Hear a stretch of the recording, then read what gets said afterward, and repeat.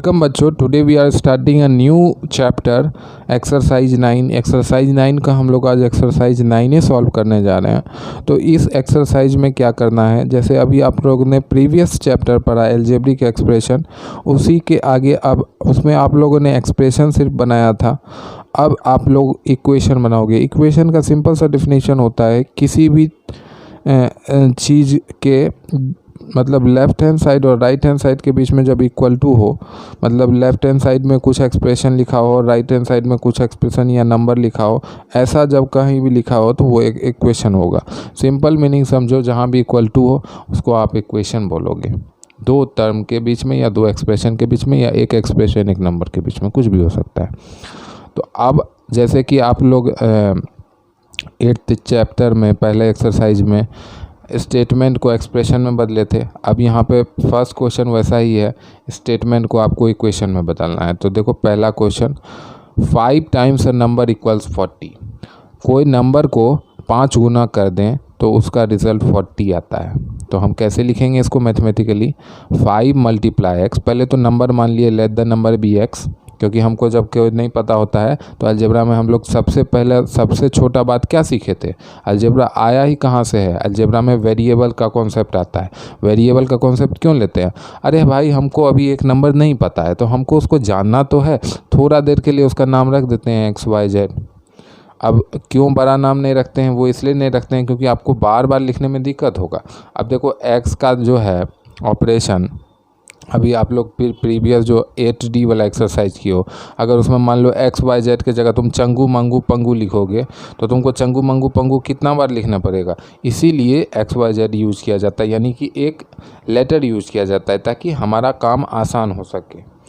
बहुत लोग ये मीनिंगलेस क्वेश्चन पूछते हैं, इसीलिए मैंने आपको बता दिया, क्योंकि आपके दिमाग में भी ये खटक रहा होगा, क्योंकि आप पहली बार पढ़ रहे हो अलजेब्रा, इसीलिए आपके दिमाग में ये सब खटकेगा। आगे जब 7-8 में चल जाओगे तब ये सब दिमाग में नहीं आएगा, क्योंकि और सारा जो सिलेबस है आपका वो इतना वास्ट हो जाएगा कि आपको ये सब फालतू क्वेश्चन के तरफ दिमाग ही नहीं जाएगा। तो देखो फर्स्ट क्वेश्चन में 5 टाइम्स नंबर इक्वल्स 40।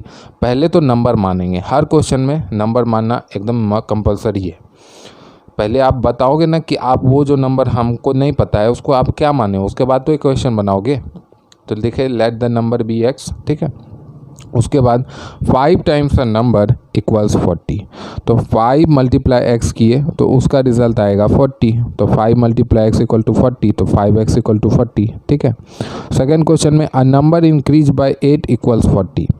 एक नंबर है जिसमें 8 इंक्रीज कर दिए, मतलब कि 8 जोड़ दिए तो उसका रिजल्ट 15 आता है। तो नंबर मान लिए let the number be y, यहाँ बदल दिए, आप एक्स भी मान सकते थे, जेड भी मान सकते थे, पी भी मान सकते थे, क्यू भी मान सकते थे, जो मर्जी वो मानो। तो यहाँ पे मैंने लेट द नंबर भी वाई माना, तो वाई में हम लोग इंक्रीज कर दिए 8, क्योंकि वो नंबर को वाई माने हैं इसलिए वाई प्लस 8 करेंगे। तो वो बोला है कि उस नंबर में 8 इंक्रीज करने से 15 आता है रिजल्ट। अब थर्ड नंबर देखो, 25 एक्सीड्स नंबर बाय 7, मतलब कि 25 जो है एक नंबर से कितना बड़ा है, 7 बड़ा है। तो उस नंबर को अगर 25 में सब्ट्रैक्ट कर दें तो हमको 7 मिलेगा। इक्वेशन बनाने का तरीका मैं बता रहा हूँ आपको कि कैसे इस एक्सीड वाले स्टेटमेंट में इक्वेशन बनाओगे, क्योंकि वो सब आसान था, यहाँ थोड़ा घुमा देता है एग्जामिनर। 25 एक्सीड नंबर बाय 7 मतलब 25 किसी नंबर को एक्सीड कर रहा है 7 से। एक्सीड मतलब 25 किसी नंबर से बड़ा है कितना, 7। तो उस नंबर को अगर 25 से सब्ट्रैक्ट कर दें तो 7 आएगा। ऐसे ही इक्वेशन बनेगा। तो 25 को उस नंबर से सब्ट्रैक्ट कर दें, वो नंबर तो हमको सर नहीं पता है, लेकिन यहाँ माने तो हैं sir let the number be x. तो 25 माइनस एक्स करेंगे तो जो उसका रिजल्ट आएगा वो क्या आएगा, 7। तो ये आपका इक्वेशन बन गया, ठीक है। अब देखो फोर्थ क्वेश्चन में बोला है अ नंबर एक्सीड्स 5 बाय 3। अब यहाँ पे उल्टा है, थर्ड क्वेश्चन का उल्टा है। वहाँ पे 25 एक्सीड कर रहा था एक नंबर को 7 से, यानी 25 एक नंबर से बड़ा था 7। यहाँ पे जो नंबर बड़ा है वही नहीं पता है।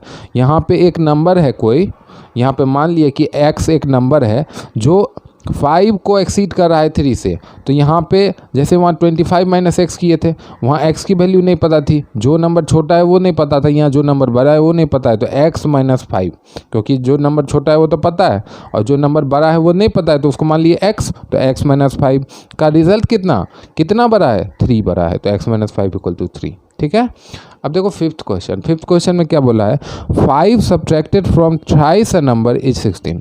तो किसी नंबर को 3 गुना करके उसमें से 5 जब सब्ट्रैक्ट कर देंगे तो रिजल्ट हमको 16 मिलेगा।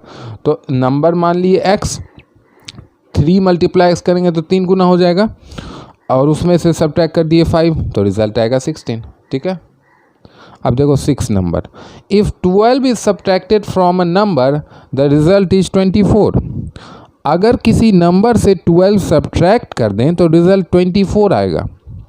तो पहले तो वो नंबर मान लिए कि let's the number be y, अब वो y में 24 सब्ट्रैक्ट करेंगे, सॉरी y में 12 सब्ट्रैक्ट करेंगे तो रिजल्ट 24 आएगा, तो y minus 12 equal to 24 is the equation for the given statement.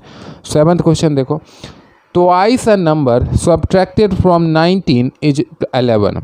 मतलब कि 19 से ट्वाइस अ नंबर, पहले तो नंबर मान दिए let the number be x, अब ट्वाइस कैसे करेंगे, 2 मल्टीप्लाई एक्स, तो 19 माइनस 2 मल्टीप्लाई एक्स, तो उसका रिजल्ट कितना आएगा 11। ठीक है, 8th क्वेश्चन देखो, a number divided by 8 give 7। एक नंबर जब 8 से डिवाइड लगेगा तो उसका क्वोशिएंट 7 आएगा, तो वो नंबर तो हमको पता नहीं है, तो let the number be x, x को डिवाइड किए 8 से तो आएगा 7। ऐसे ही ना लिखते हो, मान लो 5 divide by 5, sorry 10 divide by 5 लिखोगे तो इक्वल टू क्या आएगा उसका आंसर 2, तो 10 बाय 5 इक्वल टू 2 लिखोगे ना, तो वही यहाँ x, number divided by x give 7, तो एक्स मान लें उस नंबर को, एक्स डिवाइड किया 8 को, तो आंसर है 7। ठीक है, अब देखो 9th question, 3 less than 4 times a number is 17। जो 4 टाइम्स अ नंबर करेंगे किसी नंबर का, 4 इंटू एक्स करें और उसमें 3 लेस कर दिए, यानी 4 इंटू एक्स माइनस 3, तो उसका रिजल्ट 17 आया। तो मान लिए let the number be x, 4 into x किए फिर माइनस 3 किए तो उसका रिजल्ट 17 आएगा। तो फाइनली क्या लिखिए, 4x माइनस 3 इक्वल टू 17। ठीक है, 10th क्वेश्चन देखो, 10th क्वेश्चन में क्या बोला है, 6 times a number is 5 more than the number. किसी नंबर का 6 गुना, मान लो वो नंबर x है तो लिखे let the number be x, तो 6 मल्टीप्लाई x कर दिए, 6 times a number is 5 more than the number, मतलब कि उस नंबर को जब 6 से मल्टीप्लाई कर दोगे तो वो इक्वल होगा जब उस नंबर में 5 जोड़ दोगे। ठीक है, यही बोला है। तो 6 मल्टीप्लाई एक्स किसके इक्वल है, 5 प्लस एक्स। फाइनली क्या लिख सकते हैं, 6x equal to 5 plus x. Okay, I hope you are liking all this series of video. If you do like, please like the video, share with your friends and subscribe the channel. Thank you very much.